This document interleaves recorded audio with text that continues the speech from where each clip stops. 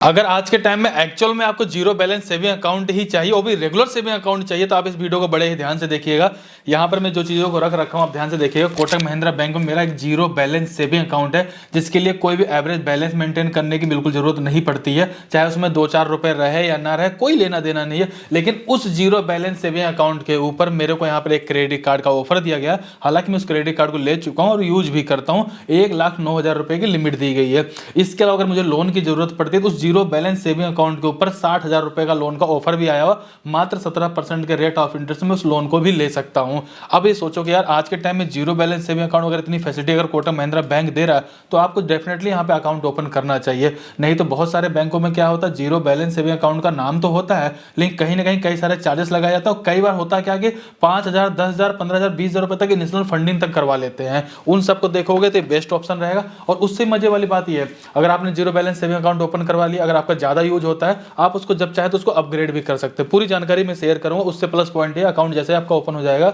2 से 3 दिन मुश्किल से मुश्किल आपके घर के एड्रेस पे आपके पास इस तरीके से चेक बुक भेज दी जाती है। चेक बुक के साथ साथ आपके पास इस तरीके से आपका डेबिट कार्ड वगैरह, वेलकम किट वगैरह सब कुछ यहाँ पे भेज दिया जाता है। इस सुपर अकाउंट भी हमने ओपन करवा रखा है, नॉर्मल अकाउंट भी यहाँ पे ओपन करवा रखा है। अब अकाउंट कैसे ओपन करना, चलिए इस वीडियो के अंदर देख लेते हैं। देखिए अकाउंट ओपन करने का लिंक आपको डिस्क्रिप्शन अंदर मिल जाएगा। जैसे आप उस पर क्लिक करेंगे आप इस पेज के ऊपर आ जाएंगे। सबसे पहले अपना मोबाइल नंबर डालेंगे, अपनी एक ईमेल आईडी को डालेंगे, अपने एरिया पिन कोड डालेंगे, ओपन अकाउंट पे क्लिक कर देंगे। आपके मोबाइल नंबर पे एक ओटीपी आएगा, ओटीपी डाल देंगे। अब यहाँ पर आपको अपने पैन कार्ड का नंबर भी डालना है, अपने आधार कार्ड का नंबर भी डालना है। टर्म कंडीशन वाले बॉक्स पे क्लिक करेंगे, प्रोसीड टू वेरीफाई पे क्लिक कर देंगे। आपके आधार कार्ड से लिंक मोबाइल नंबर पे एक ओटीपी आएगा, ओटीपी डाल देंगे। इसके जस्ट बाद देखेंगे कि आपके आधार कार्ड से आपकी जानकारी यहाँ पे दिखा दी जाती है। आपके पैन कार्ड में जो फादर का नाम होगा उस नाम को यहाँ पे इंटर कर देंगे। ऑक्यूपेशन सेलेक्ट करेंगे कि आखिरकार आप करते क्या है। सबसे प्लस पॉइंट ये है कि अगर आप एक स्टूडेंट हैं, हाउस वाइफ है, सेल्फ एम्प्लॉयड है, सैलरी पर्सन है, फार्मर है, कुछ भी किसी भी कैटेगरी में आते हो अपना अकाउंट आप यहाँ पे ओपन कर सकते हो। जो भी होंगे अपना सेलेक्ट कर लेंगे। अब आप जो भी सिलेक्ट करोगे उसके अकॉर्डिंग थोड़ी डिटेल आपको डालनी पड़ेगी। अगर मैंने बता दी मेरा भाई जॉब है, अगर मैंने बता दी मेरा कोई बिजनेस है, तो मेरी कोई इनकम होती है मैं अपनी उस इनकम को यहाँ पे एंटर कर लूंगा। इसके बाद मेजर आप सोर्स ऑफ इनकम में आपको बताना होता है कि जो आपके पास पैसे आ रहे हैं ना, मतलब मैंने बता दिया भाई मेरे पास 10,000 रुपये 20,000 महीने में आते हैं, तो आते किसके थ्रू हैं। अगर जॉब कर रहा हूँ सैलरी थ्रू आ रहे हैं, अगर कोई बिजनेस कर रहा हूँ बिजनेस के थ्रू आ रहे हैं, अगर मैं एक स्टूडेंट अगर मुझे फैमिली से कुछ पैसे मिलते हैं मैं उसको भी यहाँ पे इंटर कर सकता हूँ। ओवरऑल होता है क्या है कि जो चीज़ें आप यहाँ पे इंटर करते हैं ना, इसके बिहाफ पे आगे चल करके आपको लोन और क्रेडिट कार्ड का ऑफर भी मिलता है। सारा कुछ आपने जैसे यहाँ पे इंटर कर लिया है, सिंपल से नीचे की तरफ आ जाएंगे। आपको मैरिटल स्टेटस बताना है कि आप मैरिड है या अनमैरिड है। इसके जस्ट बाद देखेंगे मदर का नेम इंटर करेंगे, दोबारा से मदर का नेम इंटर करेंगे, सिंपल सा कन्फर्म पे क्लिक कर देंगे। इसके जस्ट बाद देखेंगे आपका आधार कार्ड का एड्रेस आपको यहाँ पे दिखा दिया जाएगा। करंट टाइम में भी आप अगर इसी एड्रेस पर रहते हो और इसी एड्रेस के ऊपर ही अपने यहाँ पे चेक बुक को यहाँ तक अपने डेबिट कार्ड को रिसीव करना चाहते हो तो नीचे एक बॉक्स दिया गया उस पर टिक कर दीजिए। अगर आप बोलते भाई करंट टाइम में मैं अपने आधार कार्ड वाले एड्रेस पे नहीं रहता हूँ, नीचे देखेंगे एड्रेस टाइप करने के लिए एक ऑप्शन मिल जाता है। अपना करंट टाइम का एड्रेस यहाँ पे एंटर कर लेंगे, सिंपल से आपको प्रोसीड पे क्लिक कर देना है। इसके जस्ट बाद देखेंगे आपको नॉमिनी डिटेल डालने के लिए ऑप्शन मिल जाता है। आप चाहे तो नॉमिनी अकाउंट ओपन होने के बाद भी डाल सकते हो, फिर अभी कभी भी डाल सकते हो। अगर अभी आपको नॉमिनी का नाम डालना पड़ेगा, नॉमिनी के साथ आपका रिलेशन क्या आप उसको डालेंगे, नॉमिनी का डेट ऑफ बर्थ डालेंगे। नॉमिनी का एड्रेस अगर आपका एड्रेस सेम है तो आप इस टिक पे क्लिक कर देंगे, सेम नहीं तो उनका एड्रेस भी आप यहाँ पे इंटर कर सकते हैं। इसके जस्ट बाद देखेंगे आपको कुछ टर्म कंडीशन वाले बॉक्स दिखाए जाएंगे, आप इनको रीड कर सकते हैं। चेक बॉक्स पे क्लिक कर देंगे, सिंपल सा प्रोसीड पे क्लिक कर देंगे। इसके जस्ट बाद ध्यान दीजिएगा आपको यहाँ पे 2 तरह का अकाउंट दिखाया जाता है, जिसमें कि सबसे पहला 811 सुपर अकाउंट। इसके अगर आप स्लाइड करके देखेंगे ना आपको 811 क्लासिक अकाउंट भी दिखाया जाता है। अब इन दोनों में से कौन सा ओपन करना चाहिए आप बड़े ध्यान से समझिएगा।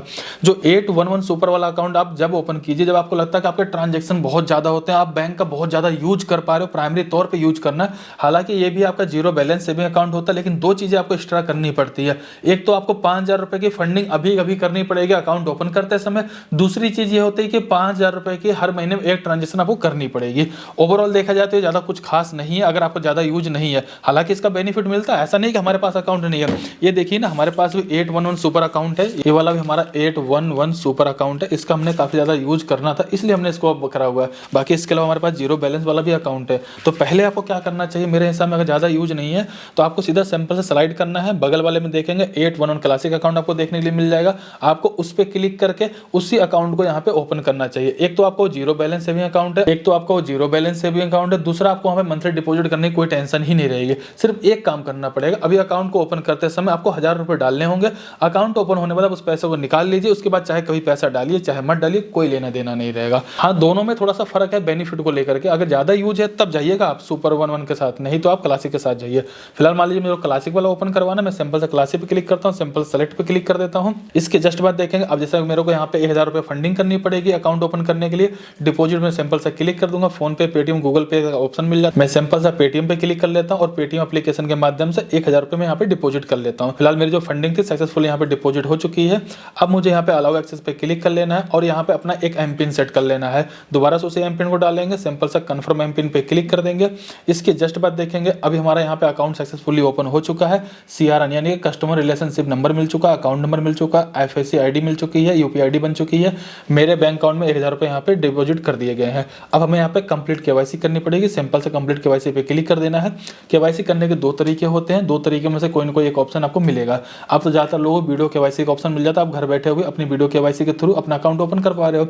कई लोगों के एरिया में वीडियो KYC का ऑप्शन नहीं रहता ना, तो उनको यहाँ पे अपॉइंटमेंट बुक करनी होती है। अपॉइंटमेंट बुक करने के बाद एक एजेंट उनके घर पे आता है और उनकी KYC करके जाता है। लेकिन आज के टाइम में 99% लोगों की वीडियो KYC के थ्रू काम हो जाता है। जब भी वीडियो KYC करनी रहेगी ध्यान रखिएगा आपके पास ओरिजिनल पैन कार्ड होना चाहिए, आधार कार्ड होना चाहिए, ब्लैंक पेपर होना चाहिए, पेन होना चाहिए। एक एजेंट आपसे जुड़ते हैं, आपके बेसिक जानकारी के साथ आपके यहाँ पे KYC कंप्लीट करते हैं। अगर आपको लगता है अकाउंट ओपन करने के साथ मुझे KYC नहीं करना, 1-2 दिन के बाद करना है, आपके पास ईमेल आईडी पे, आपके पास मोबाइल नंबर पे एक KYC का लिंक भेजा जाएगा। आप जब चाहे उस पर क्लिक करके अपनी KYC कंप्लीट कर सकते हैं, लेकिन ध्यान रखिएगा 3 दिन के अंदर अंदर। जैसे ही आपका अकाउंट यहाँ पे ओपन हो जाएगा, कोटक महिंद्रा बैंक की एप्लीकेशन को डाउनलोड कर लेंगे और वहाँ पे जाकर के अपने डिटेल को डाल के लॉगिन करेंगे, अपने अकाउंट का पूरी तरीके से वहाँ से मैनेज कर पाएंगे। वर्चुअल डेबिट कार्ड आपको तुरंत मिल जाता है। वर्चुअल डेबिट कार्ड की मदद से फोन पे, गूगल पे, पेटीएम तुरंत बना के यूज कर सकते हैं।